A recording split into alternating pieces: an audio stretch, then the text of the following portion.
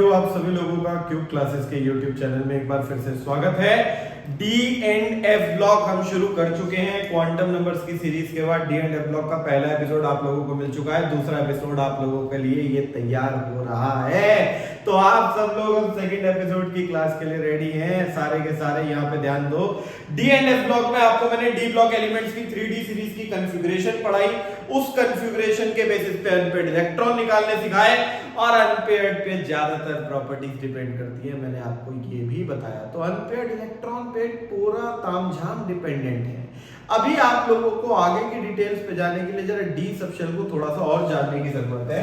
आप लोगों को डी ब्लॉक के बारे में जो चीज बताई गई वो ये कि डी सबशेल के अंदर टोटल 5 ऑर्बिटल्स होते हैं। ये तो आपको क्वांटम नंबर में मैंने बताया।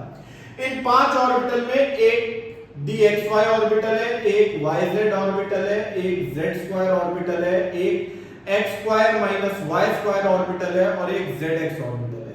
तो d के 5 ऑर्बिटल होते हैं और पांचों की शेप डबल डबल होती है, जिसकी ग्राफिकल रिप्रेजेंटेशन अगर बनाई जाए तो d के पांचों ऑर्बिटल्स को आप ग्राफ पे जब डबल डबल शेप में अरेंज करोगे क्या आएगा? x और y एक्सिस पे हम double double shape xy axis के प्लेन में बनाते हैं तो dxy पहला ऑर्बिटल तैयार होता है। फिर उसके बाद y और z एक्सिस के प्लेन में अगर डबल डबल शेप बनाते हो तो dyz प्रिपेयर हुआ, और z और x एक्सिस के प्लेन में डबल डबल शेप बनाते थे तो dzx बनाता है। ये आप लोगों को ऑलरेडी मैं बता चुका हूं क्वांटम नंबर्स के अंदर। फिर x और y एक्सिस पे आप लोग अगर शेप बनाते हो तो dx square minus y square आता है, x square minus Y square, x और y एक्सिस पे। और जब z एक्सिस पे बनाते हो तो dz स्क्वायर आता है। यानी d के टोटल 5 ऑर्बिटल है, जिसमें से 3 तो प्लेन पे पाए जाते हैं और 2 एक्सिस पे होते हैं। तो हमें पता चला d में 2 एनर्जी लेवल छुपे हैं, प्लेन और एक्सिस। तो हमने यहाँ पे नोटिस करा कि d सबशेल के पांचों ऑर्बिटल एक साथ जुड़े हुए, पांचों की एनर्जी बराबर है, लेकिन अंदर ही अंदर इनमें अलग अलग एनर्जी स्टेजेस हैं, प्लेन और एक्सिस। ये साथ में तो है, लेकिन कब तक? जब तक कोई इनमें फूट ना डाले, जब तक कोई इनके एनर्जी डिस्टरबेंस क्रिएट नहीं करता है सराउंडिंग में, तब तक ये बिल्कुल जुड़े रहेंगे। लेकिन इनके अंदर एक छोटा सा वो जो एनर्जी का स्पेस छुपा हुआ है, एनर्जी लेवल के चेंजेस छुपे हुए हैं, वो एनर्जी डिस्टरबेंस से बढ़ाए जा सकते हैं। मतलब वो ये कि आप चिंगारी लगाओ, आग फैलती चली जाएगी। तो हमने यहाँ पे वही चिंगारी लगाई। किस प्रकार? हमने बॉन्ड बनवाए, बॉन्ड से बाहर से इलेक्ट्रॉन आया, अंदर पहले से इलेक्ट्रॉन मौजूद था, दोनों में रिपल्शन लगा और एनर्जी डिस्टरबेंस क्रिएट हो गई, फूट पड़ गई। कोई बाहर वाला आके फूट डाल गया तो यहाँ पे डी ऑर्बिटल्स का एनर्जी लेवल बढ़ने लगा। ये एनर्जी लेवल बढ़ता चला जाएगा, लेकिन अभी भी ये साथ जुड़े हैं। लेकिन कब तक? हम बाज ही नहीं आ रहे। और एक टाइम ऐसा आएगा इनमें फूट पड़ जाएगी और ये टूट के बिखर जाएंगे। प्लेन अलग चला जाएगा और एक्सिस अलग चला जाएगा। एक्सिस और प्लेन अलग अलग चलेंगे, 3 अलग 2 अलग। और यहां पे जब ये टूटे तो कोई एक तो चला गया लो एनर्जी पे, कोई एक चला गया हाई एनर्जी पे, जिसमें मैंने 2 ऑर्बिटल जो नीचे बनाए हैं, 2 ऑर्बिटल एक्सिस के होते हैं, ये ऊपर भी बनाए जा सकते हैं। मतलब आप d का एनर्जी लेवल बढ़ाओगे, डिस्टरबेंस होगी, d टूट जाएगा।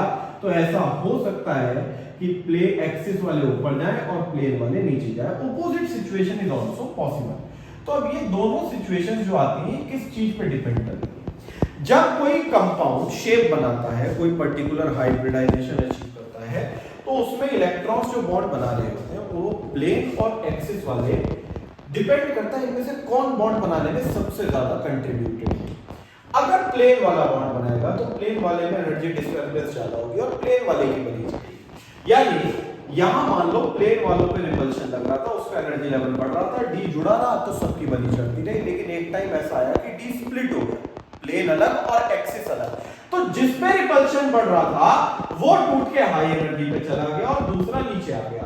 तो ये एक साथ हाई एनर्जी पे गए, लेकिन एक पॉइंट पे, एक एनर्जी लेवल पे ऐसा हुआ कि अब प्लेन और एक्सिस में फूट पड़ गई। भाई तेरे चक्कर में मैं अपना नुकसान नहीं कर, भाई तेरा एनर्जी लेवल बढ़ रहा है, तू समझ मैं कौन होता हूं देखने वाला।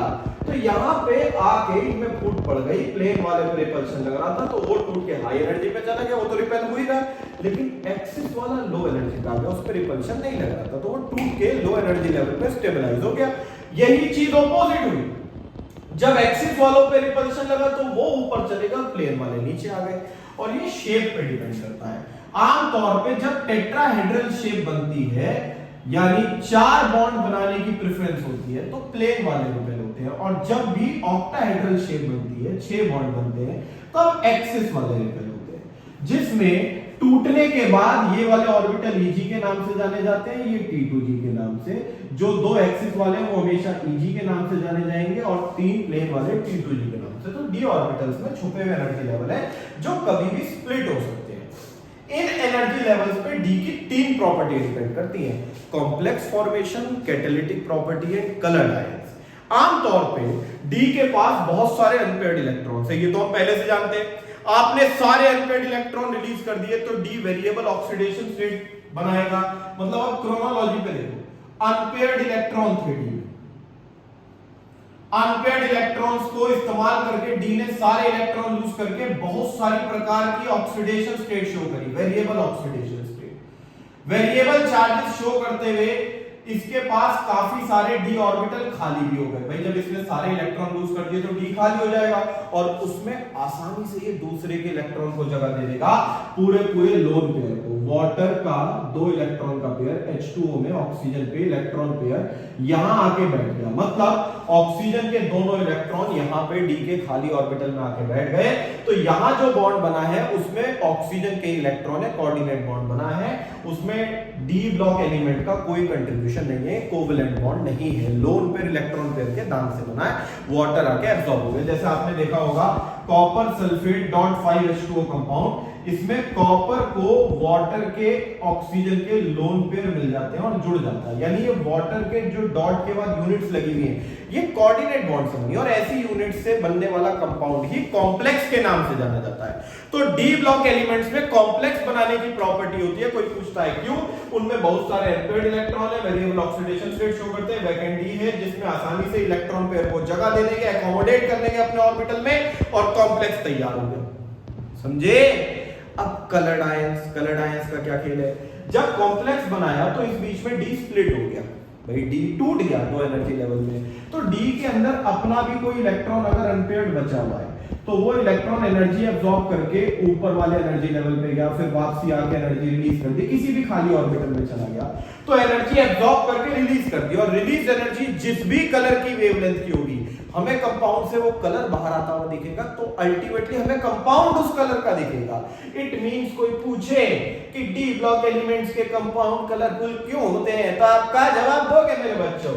आप लिखना कि transition elements have huge number of unpaired electrons due to which they show variable oxidation state and easily form complexes, complex बना लेते हैं, in which they can absorb and re-emit, release wide range of energy and the radiated energy fly in a visible spectrum। अगर radiated energy visible region में lie करती है EMF के, then the compound appear to be colored, तब compound colorful दिखता है।